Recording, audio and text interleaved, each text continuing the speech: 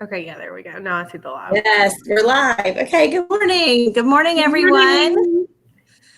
My name is Robin Skinner. I am a teacher at North Corbin Junior High here in Livingston Parish. And my name's Lauren. Oh, sorry. Go My ahead. name's Lauren Gurney. I teach at Denham Springs Junior High. I teach 6th grade math here in Denham. And we are excited to talk to you guys today about some formative digital assessments. One of the things that we saw while teaching summer school, we both taught math this summer, and we saw that it was interesting to not have a live classroom in front of you and us trying to figure out what our students knew and what they didn't understand digitally was a little more difficult. And so we started using some different online programs. And so we're going to talk to you today about those programs. So Lauren, you want to go ahead and get started with your presentation? Yes. Okay, I'm going to go ahead and share my screen.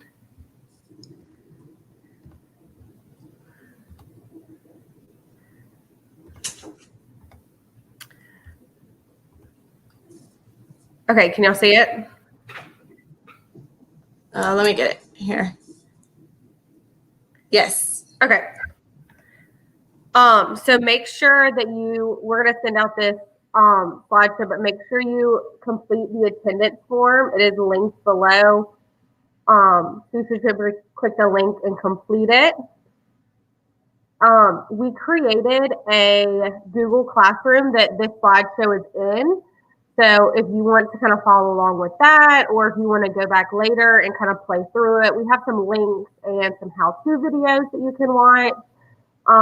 Just go in and join our class code using this code. And we'll kind of have this slideshow there for y'all to see and some other activities and stuff. So on this first slide is a video for students or for teachers to see kind of how it looks in the classroom. It shows us using some of these platforms and the kids responding to them and their feelings about them. So all you would have to do is click this little fish. We're not going to watch it right now because we don't know how it'll work playing, but it's a cool little video to show how the kids like it, how they interact with it, and how it motivates them to work, even through Zoom.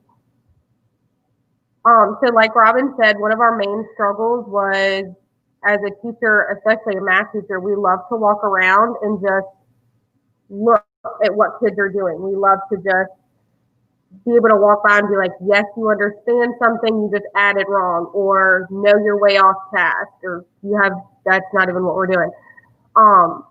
But virtually, that's hard. That's hard to look through, like you can't look through their screens. And then if you have them share screens, they just copy others. So we were kind of able to use some of these applications. We're able to use all of them, these different platforms, to really assess one-on-one, do you understand what we're doing? And a lot of them were very successful. So we're going to talk about iExcel, Quizizz, Google Forms, and Moby Max. So iExcel is a great program. It's probably my favorite ever. Some pros and cons are that they do have a 30-day free trial. So if you're not sure about it, you do have 30 days to kind of input your students and see if you like it. Cons, it can be very expensive to purchase school-wide. The way we did it at Denham was we had one teacher who, for the whole year, just used like different emails to get a 30-day free trial. She gathered that data of student growth. She took it to our principal and was like, this is amazing. Look at all their growth and the skills they've mastered and all the different things we can do. So he purchased it for her class, gave it a year, saw how the kids did. And then the next year, he purchased it for the entire 7th grade. It's like a little test group to see like what the difference was between 6th grade growth, 7th grade growth, 8th grade growth. And then last year, he purchased it across the board in math for all grades. Our kids like it. They're able to assess themselves really well. We're able to really use it in enrichment classes and those inclusion classes because you can really level what you assign to them. So if you have access to math, you have access to every grade in math. So it's really great for those kids who maybe on a second or third grade level, you can kind of assign some of those remediation skills to them. Another big pro is that you can watch them live. So when they're logged into IXL, either at home or in the classroom, you can pull up the live tab, and we're going to look at that in a minute. And you can see what skill they're on. You can see how many questions they've answered in that skill, and you can see if they're struggling or not. So if they are struggling, it will light up red. Their name will highlight red, and it says like, this student may need help. You can send them messages. So like the first message I always send when they go in the red is a little pre-made message that they have in there, and it's like, make sure to read the instructions. Like, because when they get it wrong, it tells them how to do it. So I just kind of remind them, like, hey, make sure you're reading that. If they go red again, that's when I send them a personal message. You know, if they're at home, hey, share your screen with me. Let's work through some together. Or what's the problem? And then we kind of talk like that. You can also see different trouble spots. So if across a class, students are having trouble with a certain skill, it lets you kind of analyze that and break it down. And it's super easy to grade, which is what we're all about. So let's go to IXL and look at some of those features. So this is your home page once you, create an account. You can see that they start all the way from pre-K and they go all the way to high school. If you look, it tells you how many different skills are in each grade level. So, you know, 5th grade, you're in the 400s.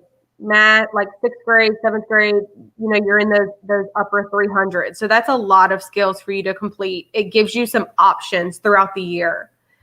The first thing we'll look at is how to create a roster. So you'll click your name, the little drop-down menu, and click roster. And I kind of already put some kids in here so you can see what it looks like once you have kids. But you'll just scroll down to add students, and you'll just type in their last name, first name, give them a student number, or they can give you their exact student number. And then it generates a username for them. And you just set the password. Notice I set all my passwords to 123. It makes it very easy when you have a sub. You know, when they try to pull I don't remember my password. If everybody has the same one, it makes it pretty easy. To assign skills, you're going to go to learning, and they have a recommendations wall. So if you take this diagnostic, which we kind of don't because we do the iReady diagnostic. But if you wanted to have this as like your bell ringer for 3 to 5 minutes every day, it will level them and kind of place them on their recommendations wall. It will give them skills that they maybe need help with. So everybody's recommendation wall is different. So if I'm a student and I took that, this diagnostic, and I struggle with multiplying and dividing, it will give me skills to help with that. So obviously it gets, you know, it looks different as they move on. And this can be a fun activity for a Friday or something after your quiz. Go pick something off of your recommendations wall and work on it. You always want to make sure this is on math if you're a math teacher. If not, select any of the different ones. You know, it's got your 4 core classes, but it also does have Spanish. You would just scroll down to find your grade. So I'm 6th grade, we'll pick that one. And to assign kids skills, all you do, if you look, there's like these little gray stars. You just click the star. So I always tell my kids, go do your starred skills. So unit 1 for 6th grade is ratios. So you can see that these are the skills that they will be doing for their unit 1. And I always like to do like an easy one. I always like to start off kind of easy. And if you hover over them, it'll show you like what that looks like. And this is like day 1 of unit 1. Can you look at the pictures and write it? But as you get a little harder, it puts them into word problems. It puts them into tables. You can have them solve tables. More word problems with unit rates, equivalent rates. You can look at the tables and the graphs and have them complete both. So if you kind of hover over it, it shows you a little variation of the different types of questions that one star has, that one skill. And then this is the diagnostic that I was talking about. They would just come and click diagnostic, and then it takes them into the arena. And my kids like that. I always try to challenge them a little bit. So it'll put them at a certain level. You can kind of personalize it and make them where they work on certain things. And it keeps it up to date. This is a never-ending diagnostic. Never-ending. So where iReady has an end and then it puts them at a level, this diagnostic area never ends. So throughout the year, you can watch them growing and moving up levels, hopefully. So that's kind of a pro. I like that. If we use our diagnostic area, that is one of the pros, is that it is not, the iReady kind of snapshots where they're at right then and there. If they tried, if not, but that this diagnostic is continuous. It continues throughout their learning. But the main page you're going to look at for your data is this analytics tab. And this, it obviously looks different. Those are my new kids. IXL just reset. So I lost a lot of my data that I had from previous students. But when they start working on things, you can see how much time is spent on the weekdays and then weeknights and weekends. So I really like that. I always like to reward those kids who are working on the weekends or weeknights to try to get their stuff done. You can always see how many are on IXL right now. So if you're on Zoom, if you're doing a Zoom class and you have 30 kids in your Zoom class, but you look right here and it says 12, you can go and look and see who's on and who is not. Because they like to pull I don't know what you're talking about. I'm in. I did have some issues. Kids were like working through the free trial and not logging in. So they were working on skills, but it was like the trial skills, not their logged in set skills. So I wasn't getting any data from that. So if for some reason you're working through a Zoom, just make sure that they're logged in. Make sure they know how to do that. So same thing, we can go back to that diagnostic area from here. You can look at trouble spots. So once students start working, it will start highlighting those skills that kids need help with.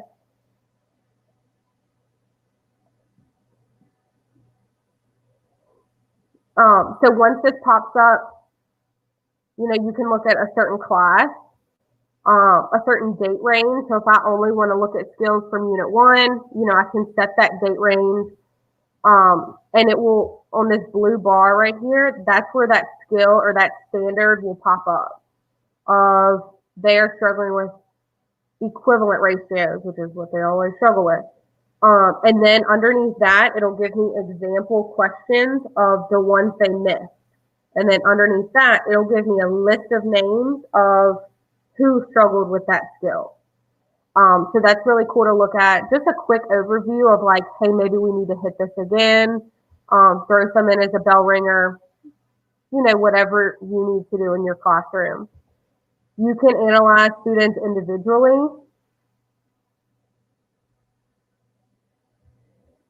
So if I have a specific student that I want to look at, maybe I have a parent-teacher conference with that student's parents, we can pull this up and print it and it will show how many questions they've answered in the last 30 days. Again, you can set that date range if you would like. How many minutes they spent practicing. So if they only have like 20 minutes, but we've been doing this for a month, that's probably an issue, and that would be something that we would talk about. It also shows you how much progress they've made in certain skills. So if they've mastered skills, how much time they've worked on them and different things like that. So that's always good for parents to know.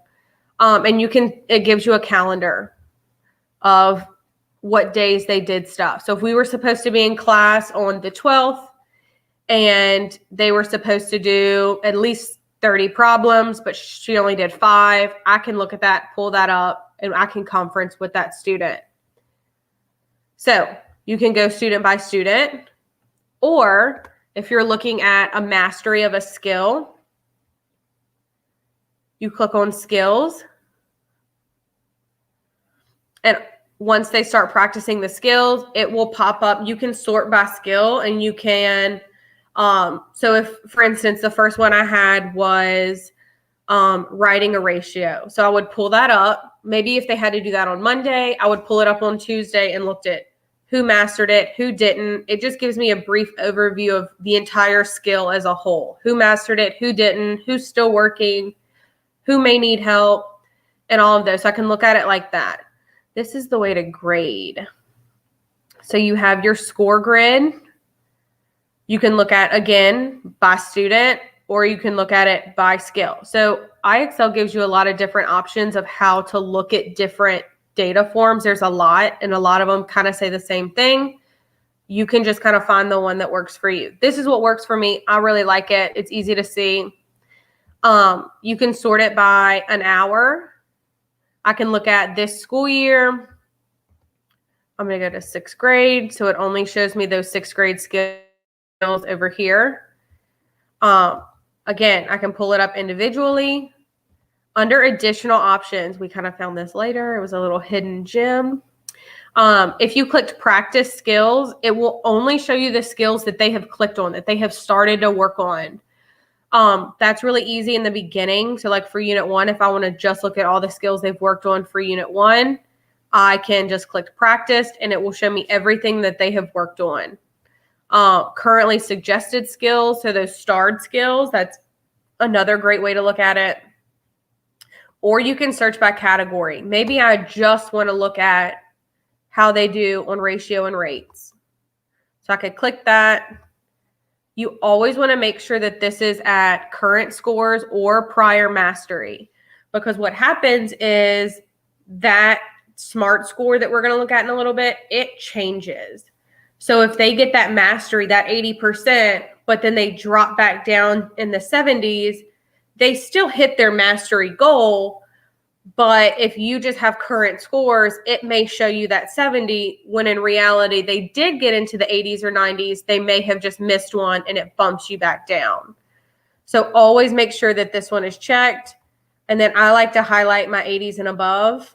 And then if I apply it, we can see that all the skills for writing a ratio. And once they start working, all these blocks will be filled in with their scores.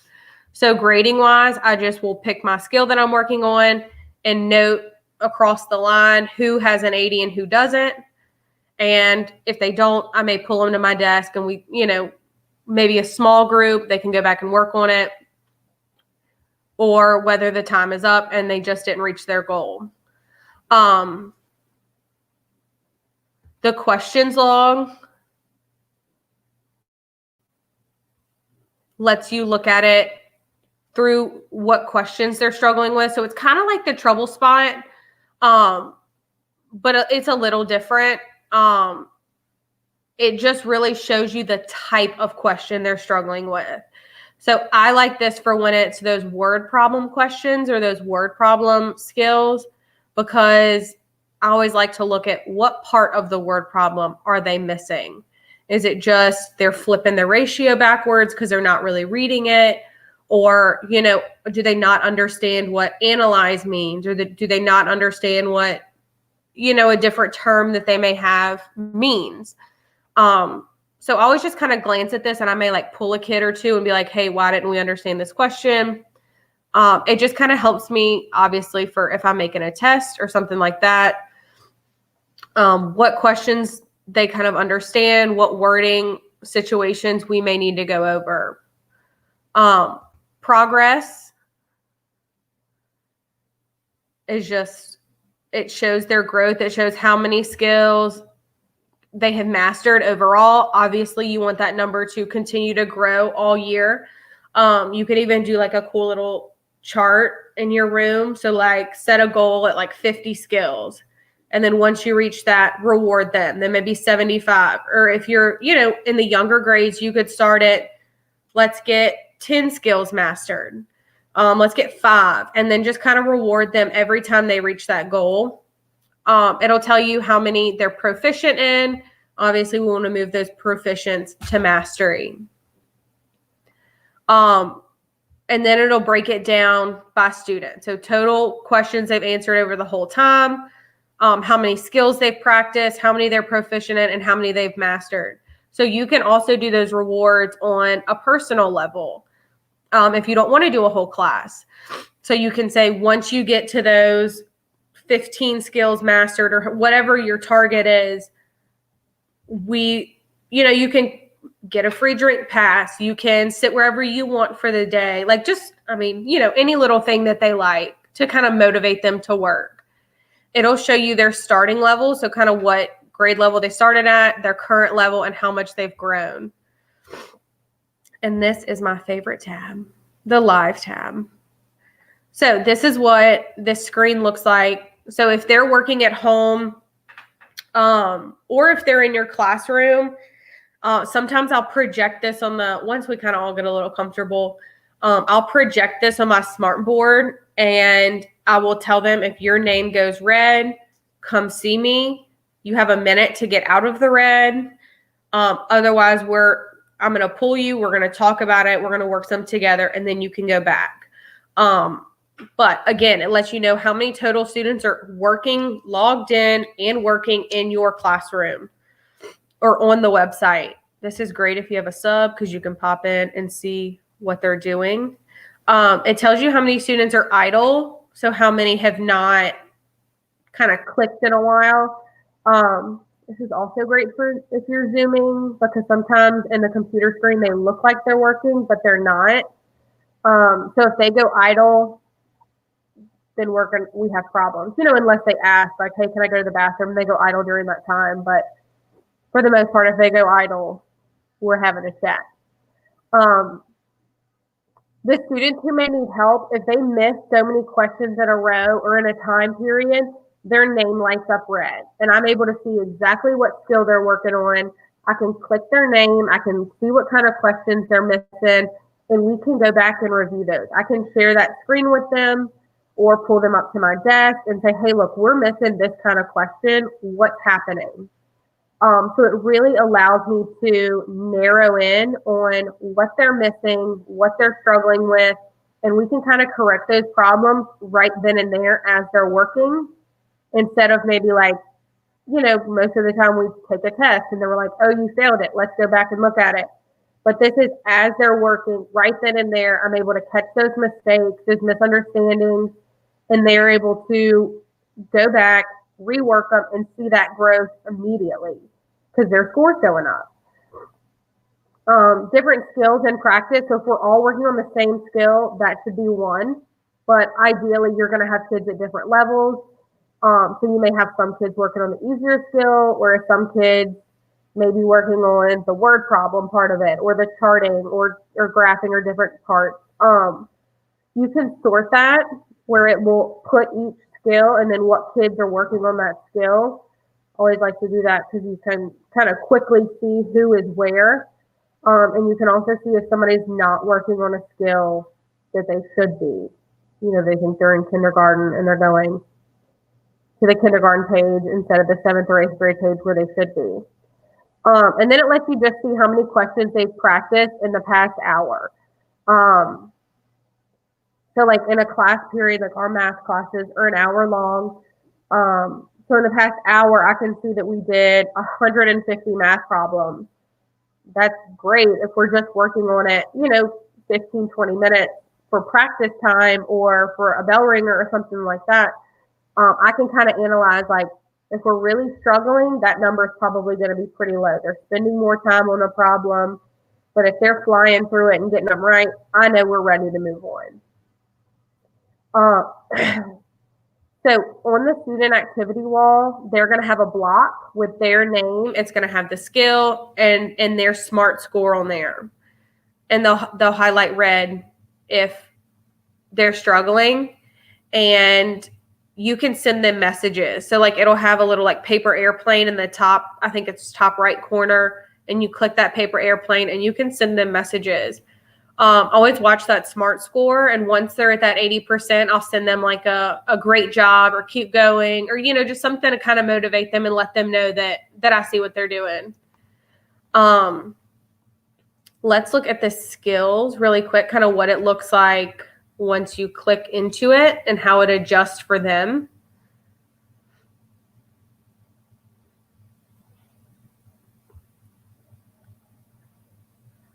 So we'll just click an easy one. And so this is what it looks like on their end. And something really cool that I just learned is you can share this skill to your Google Classroom. And that way it takes them straight to that skill.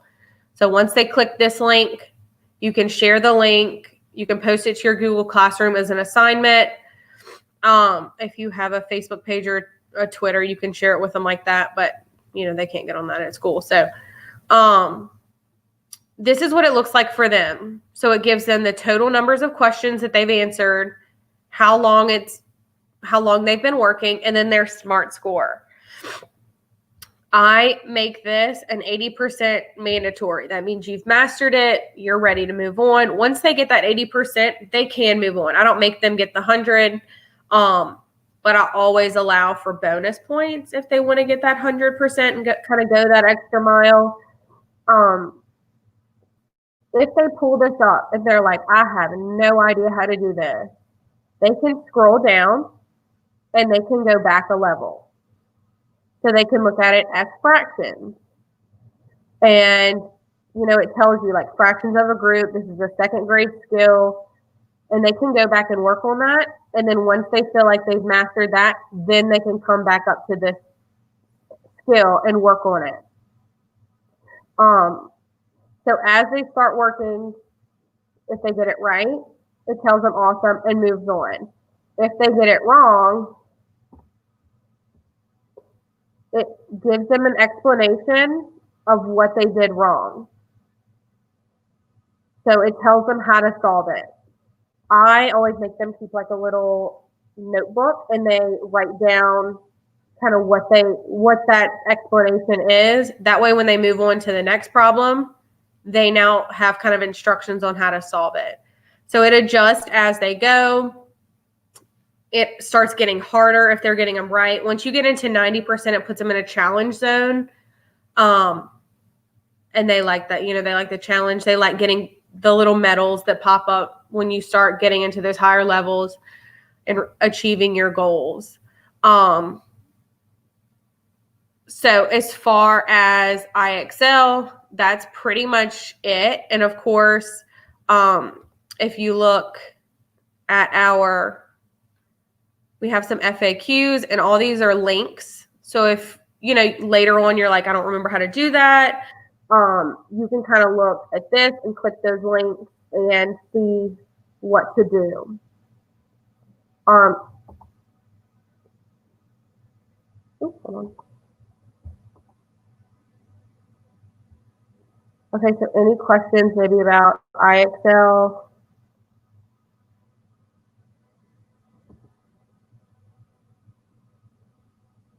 Okay.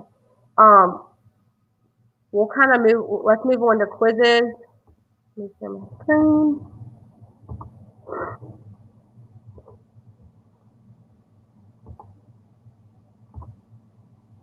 Okay, so this is Quizizz. I think a lot of people use Quizizz or have looked at it. Once you create it, it's free. So that's a great tool. It's a great, just quick assessment game type. It's kind of like Kahoot. I like it a little better for assessment purposes. I like Kahoot more for classroom fun. But they're both great. So for this, just a quick run through, you can create your own quizzes. So click create, or you can create it up here. Give it a name. Select which relevant. So you can set your classes on here. And it gives you several different options for quiz or question type options that you want. So you can do multiple choice. You can have them do like a multi-select, select all that apply, a fill in the blank. If you just want to take a quick poll on how do we feel about this week's lesson, where do we feel at with this certain standard, you can do a quick poll, or you can have them explain something. So you can either create your own questions or you can teleport. And this is just, we'll stick with ratios. So it will let you see other teachers' questions they've created, and you can just add them to your quiz if you like that question. So you can just go and add the ones you want, skip the ones you don't. And it'll say add again if you've already added. So that way, if you're kind of like a few examples in, you kind of remember what you have and what you don't have. And you can scroll through these and just click whichever ones you want and add them. And that's just a quick way. I mean, there have been times where like they're doing their independent practice, and I will make a quizzes really quick and shoot it over and be like, hey, let's do this real quick. So it's super quick. You can add pictures and different things. If you have maybe somebody who speaks Spanish or a different language, you can change it and assign it to them. You can select your grade range. And then save it. So once you create your quiz, you can either play it live, and this would be like playing live in class or playing live on a Zoom. And it gives them a code. They go to Quizizz, join Quizizz or join my quizzes. And they just plug in a code and their name. You can assign it as homework. So if they're kind of doing it at different times, or maybe it's like, I need y'all to do, this is your review. Maybe you want to do it at home. I'll assign it as quizzes. For tutoring, I'll do like a solo practice, like, cause it just pops up on my screen. If I want them to work it with me. So let's look at it as a homework. You can set your date to complete it by. So if you want to give them the week, if you want to give them a day, you can set the time. You can assign it to classes if you connect. So it's connected to my Google Classroom. You can assign it to all of them or just some. You can determine, because I'll have a login. It'll just log them in with Google Classroom. You can connect them. So you can limit how many times they take that quiz. If it's a true, like an exit ticket, you can have them take it once and then move on. If it's like a practice and you want them to be able to redo it, you can do unlimited or give them 3 chances to get 100, whatever you want. You can validate what they got. So like, I don't ever let them see the correct answers unless, it's like a one-time thing. Even then, they like to share answers, so I don't ever really have that on. But obviously, it's up to you. So I validate only, so it'll just tell them if they got it right or wrong. It just won't tell them what the correct answer is. Or you can turn that off completely, and they don't know if they got it right or wrong until the end. You can show them the answers after. So I always have mine when they're working, if they got it wrong, to go back and like write down that question. And that way, questions only on that, they'll be able to see their answers. They'll be able to see the correct answers they chose. Questions only just allows them to see the questions and the answer options. It doesn't validate whether they got it right or wrong. They would have to write that down and look at it later. And then off, it only shows them their score. Different game settings. They like the power-ups. You can like eliminate half your answer choices, or I think they have like double the points or immunity. You know, it just makes it more of a game. You can set a timer. I don't. But some kids like it if you want to give it more of that game, that rush feeling. You can show the leaderboard, and the leaderboard can either have everybody on there or it can have your top 5. So I always like to do my top 5. That way there's, you know, the kids who may be struggling don't see their name all the way at the bottom. They just see the top 5 kids. You can shuffle the questions, so it'll present to the kids in different orders on their screen. So, you know, they're not all on the same question. Same thing, shuffle answer options. So if they're like, it's blue, their blue may be different than my blue. I do allow them to get redemption questions. So if they're missing some throughout the game, it will give them a chance to kind of go back and look at those questions. You can add the music. You can show them funny memes, like, you know, just fun things to kind of make it a game. And then so they'll go to joinmyquiz.com, plug in that code, or you can share a link straight to your Google Classroom, and it creates it as an assignment. And this is where, as they're working, you know, their accuracy pops up, and then how many player attempts they've made. So as they're working, you can go to reports, and we'll look at a report that I kind of already have. We'll look at this one. So you can see very visually how many they got right, how many they got wrong. It tells you their accuracy. If you click on a student, it'll show which ones they got right, they got wrong, how long they spent on each. If you want to look at it overall, you can look at the questions and the different, what each person selected, how many players selected different answers, which is a cool feature. If you are like breaking this down by standard, like different parts of a standard, you can really see who got what part. And then overview just lets you see a quick glance at all of that information. It has the questions and their score with accuracy. So I just like the overview. You kind of get it all in one document. If you link your standards to the questions, you could click here and do it. I don't ever link mine because I always try to make mine fit a certain standard. So I already kind of know what standard I'm testing.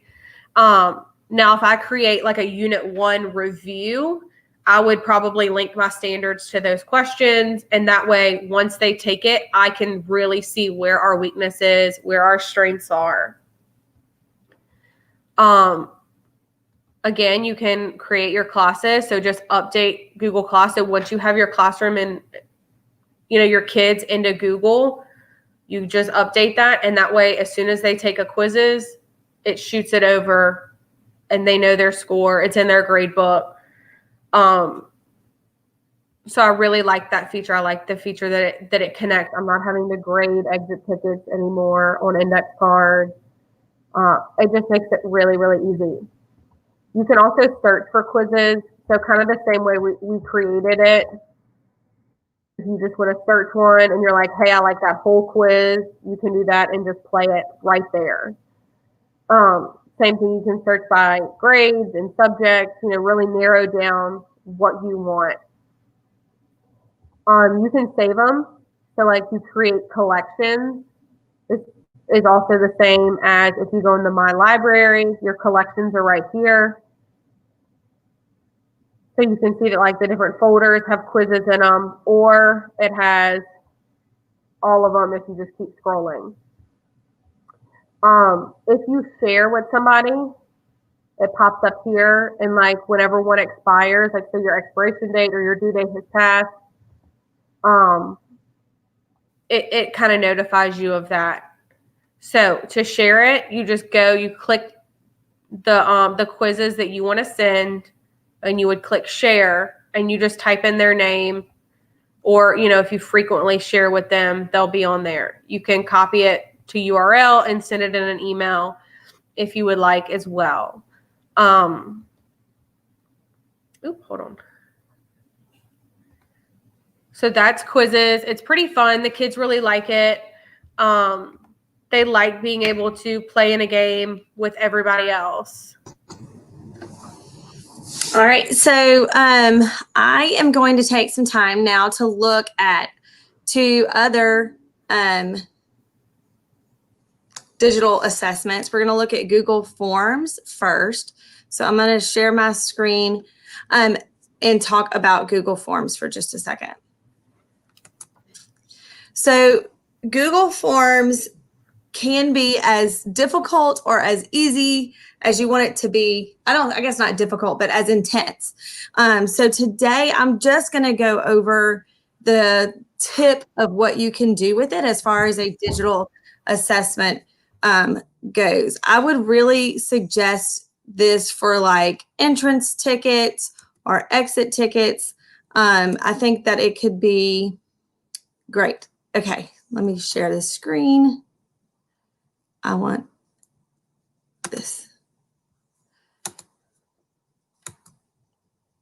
Sorry, give me 1 second. I'm going to get it up here for y'all. I want to share my Google Forms screen.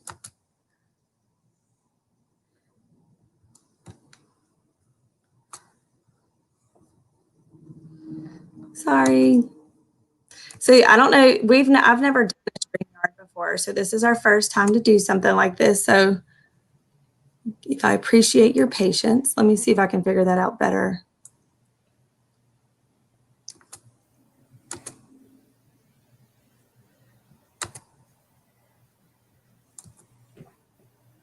I think it was Sharon, Robin. I think you were in the right place. It was? Yeah, so if you click the Google Forms tab, I can see your tab. Okay. Let's see. Where did my Google Forms tab go? There it is. All right, so do you see it now? I think it's loading. It's white right now, like it's blank.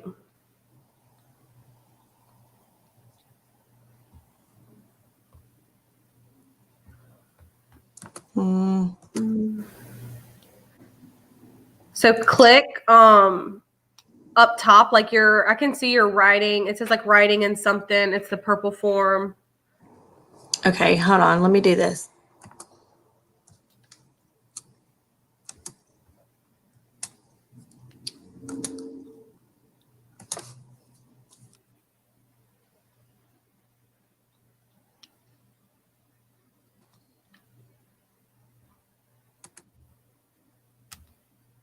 All right, so if I hit share screen,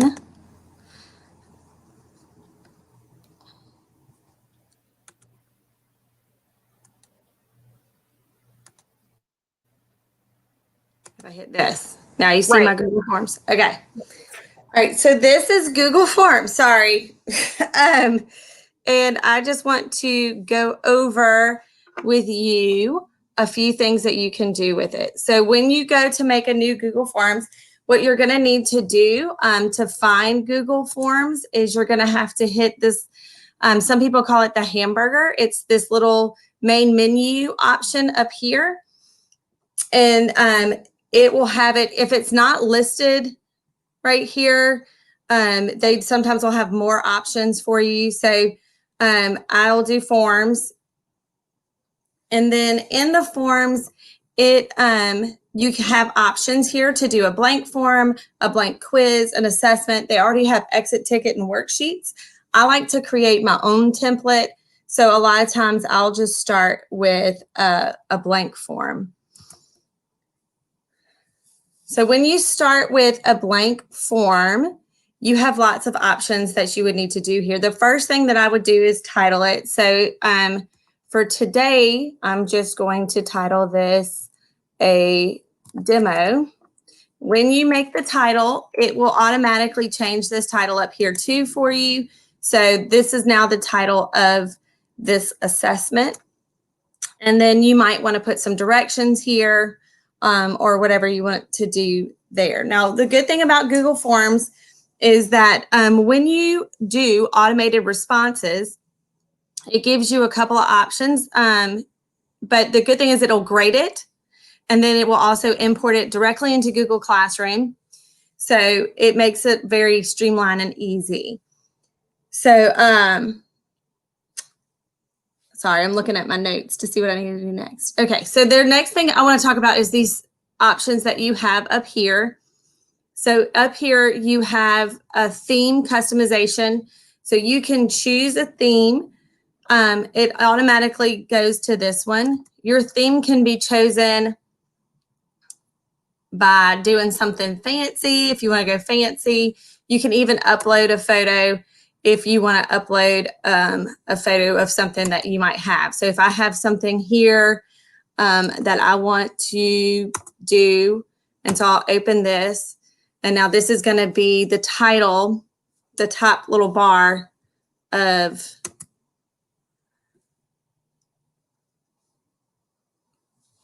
my assessment. Now what it does when it does that is it pulls colors that it sees in there, and it creates a theme based off the colors on your banner that you chose. And so you might want to play around with it some, or keep it as simple as you want.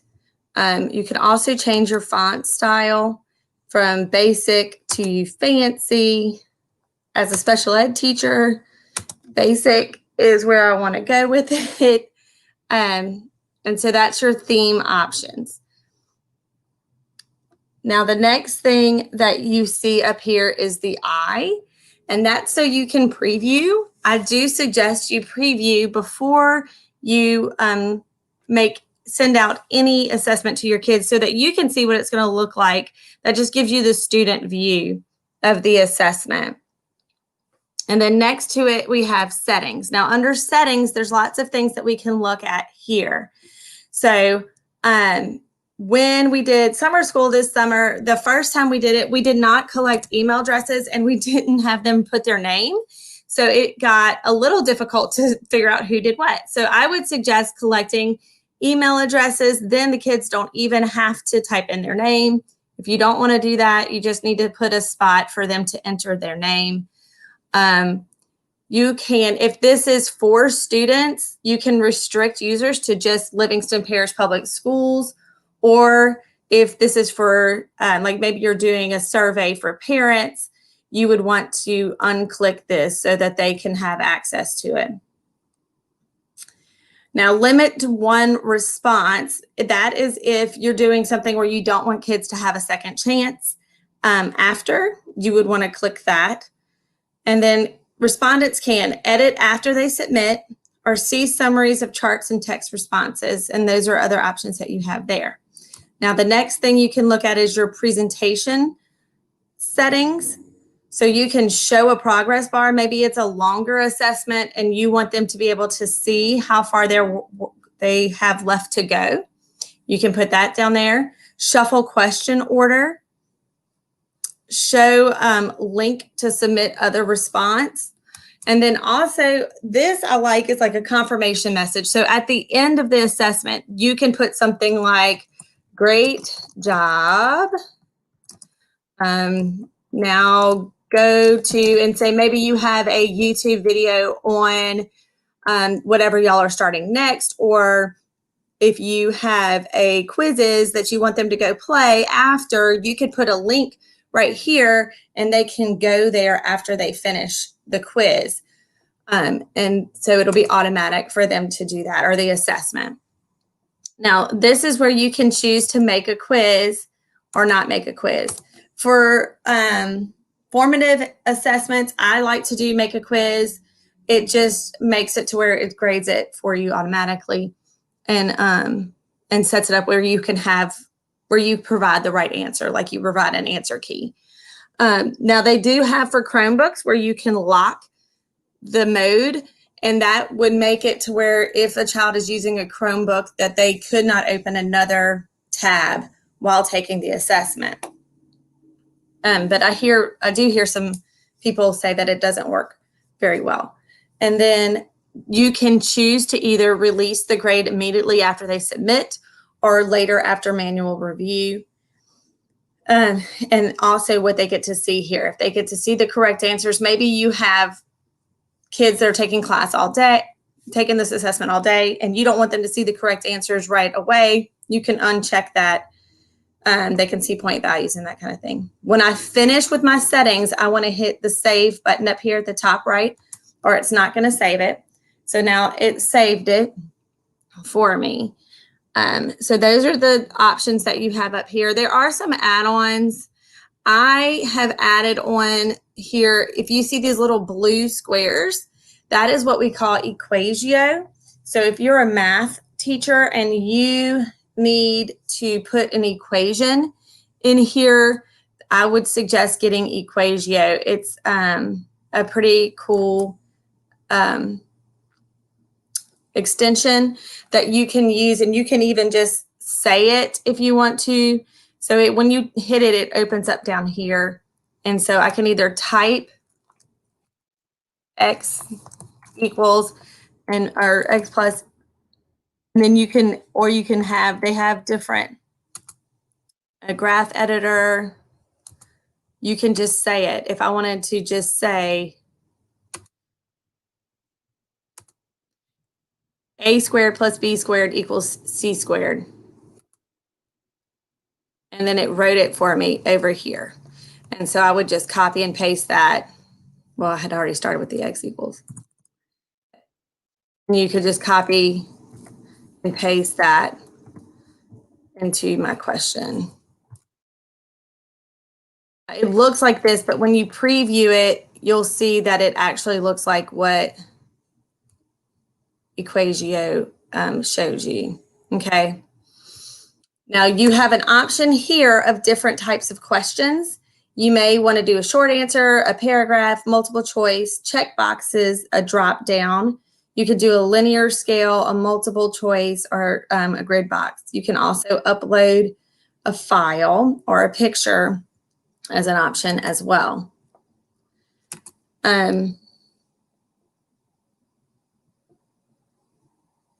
Sorry, I'm just looking through my notes again, making sure I didn't miss anything.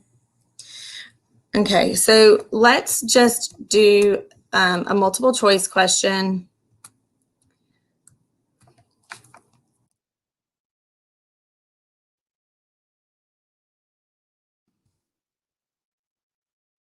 Like, what is the capital of Louisiana? And then you type that in, and then you come down here and you give them options. So you could say Hammond. You add an option, Baton Rouge.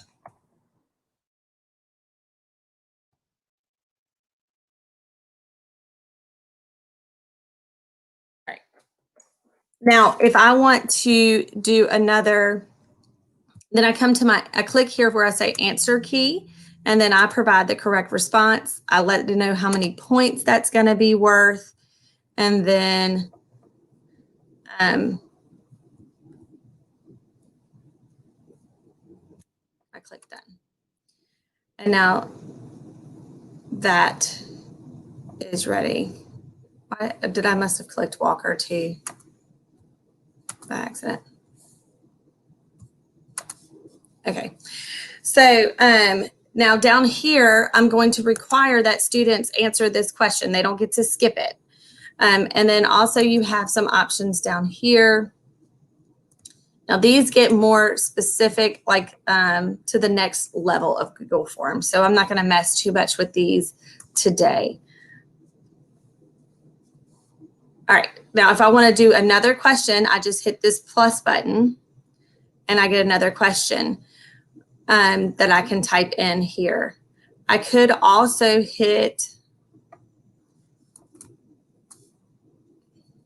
come up here to this question and I can hit this duplicate button and it types in the same exact question and it keeps the setting. So if I have numerous multiple choice questions that I want to put in here that I want to require, I can come in here and do it this way too. I can hit duplicate. That makes it a little bit easier. You can upload pictures. So say that this question here, I want to upload a picture. Now, I did see one of the other teachers suggested this, which I thought was so smart, that what she does is she uploads a picture of, maybe she has a papered quiz that she liked, and she doesn't want to type in all the questions. So she was able to take a picture using the snipping tool of the quiz, and she inserts it in here as a question.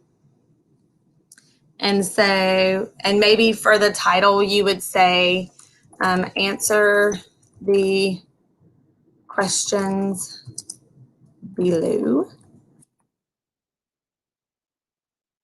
And then for the next question, you make it a multiple choice grid. And then you could put ABC, question number 1, question number 2. I saw a girl who did that earlier this week in her Google Forms presentation, and I thought that was really smart. So that is something else that you can do to take your papered quizzes and make them more digital. Now, once I'm going to show you guys, once you've finished this assessment, so like this is one that I did with summer school on writing and evaluating expressions. Once they finish, these are the responses that I get. Now up here, it's continuously accepting responses until I turn this off. So say you give the kids a deadline. It needs to be done by Friday at noon. Friday at noon, you can turn it off and it no longer accepts responses. And so then I'm looking at the feedback from this. And so I can look at a summary of the questions, and it shows me my average grade was a 3.78 out of 8, which is not great. 4 out of 8 was my median, and the range is anywhere from 0 to 8. Then it shows me how many students got what grade, okay? Then it also shows me some frequently missed questions. So I can take these questions and we can take a look at these closer after the assessment is done. And then it shows me the email that's associated with the scores. And then it goes question by question and what answers were chosen and what answer was correct. And I can kind of gear and see, okay, well, these kids must be doing this wrong.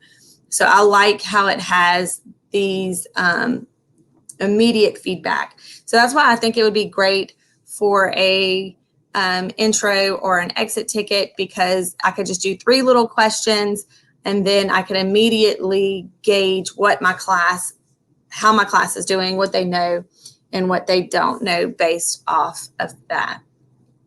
That is all I'm going to talk about as far as, I want to talk about importing grades. But I don't have, there is a button that you can click. Okay, well, let's talk about linking it to your Google Classroom. Okay, so if you hit send, it gives you an option to get the link. I suggest you copy this link and then you go to your Google Classroom, classroom.google.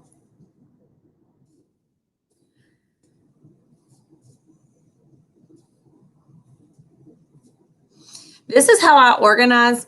This is in my classwork section. This is from summer school.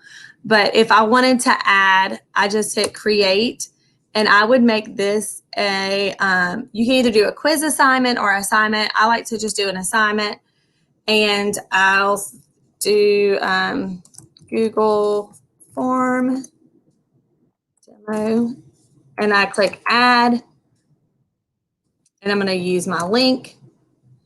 And I paste it and I add the link. And so there's my link now for this Google form.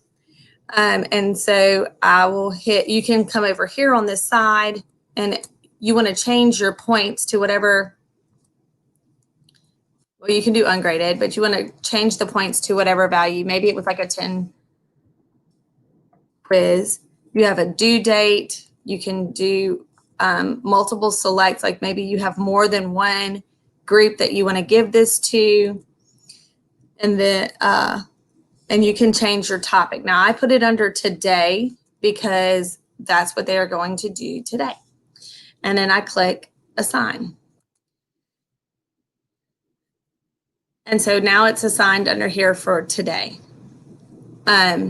Once students do that Google form, I'm trying to see, like, here's one that they did. Once they do that Google form, I need to go back.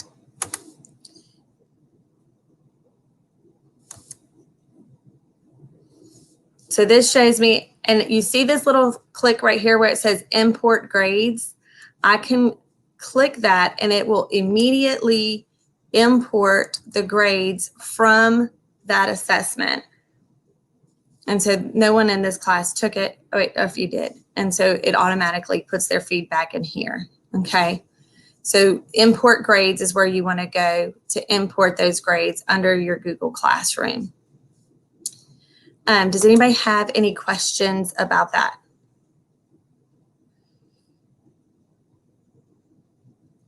All right.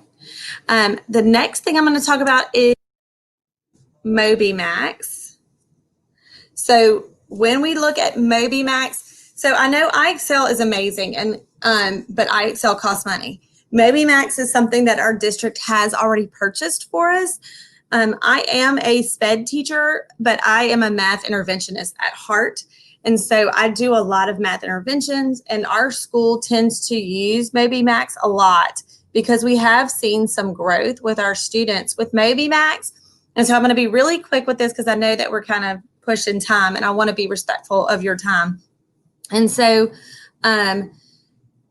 if you have not looked at Moby Max, I do suggest taking a look at it. Now, what I do as a SPED teacher is I do have my kids do the diagnostic because I want to use this as an intervention tool. And so it places them on a level and then they work through assessments on their level. Now, I've always done it in class. And while doing it in class, what I've found is I can look around and I can see when kids get things right, when kids get things wrong, and I can sit down with them and work with them. Now, when you're doing it virtually, you won't have that opportunity, but they have added to their program a real time. So if you're doing Moby Max, you can click on this real time and you can see what students are doing at that time. Oh, it's having me sign back in. So this right here, it says data real time. So if you had students working at Moby Max at that time, you can see what they're doing at that time. Now, I know we're talking about doing an A/B schedule. So I don't know, I would probably do for my kids, and I will say, you know, you need to do at least 4 lessons a week with 80% proficiency. And if you have questions, you can set up some time with me. So that is probably what I'll be doing with my students. Again, you have math, ELA, science, and social studies. You can also assign based off of a standard. And so like I'm in charge of the 8th grade Moby Max at North Corbin. So I have like 300 students. And what I do is I break them into groups for the ones that I deal with. And you can just do that under your roster. You can create groups. So you manage your roster. So you can create or edit groups, create and edit shared class. And you can like say that you teach one kid social studies and another teacher teaches them math and y'all both want to use Moby Max. You just need to share the students to each other. So that's where you click share students and then you can create or edit a group. And all you have to do here. So like here's my study skills and they'll have a list of students and you just click the names of the students that are in your group. And so that's how you would have to make your classes. As far as assigning a certain standard for students to take a look at, Let's say you come in here to math, and this is like they have a progress. That's if they took the diagnostic with their placement, lessons that they've done, tests that they've taken. Okay. So this is not where I want to be.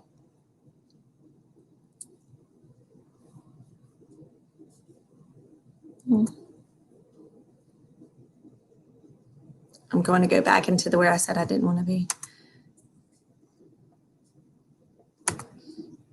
Let me just go to one of my groups that I have.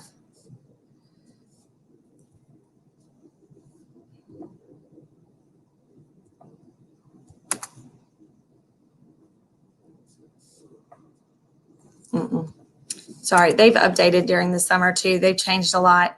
They have like a differentiated learning and an interactive classes. They have lessons here that you can do interactively with your students, assign lessons. So you come here to this assign lessons tab.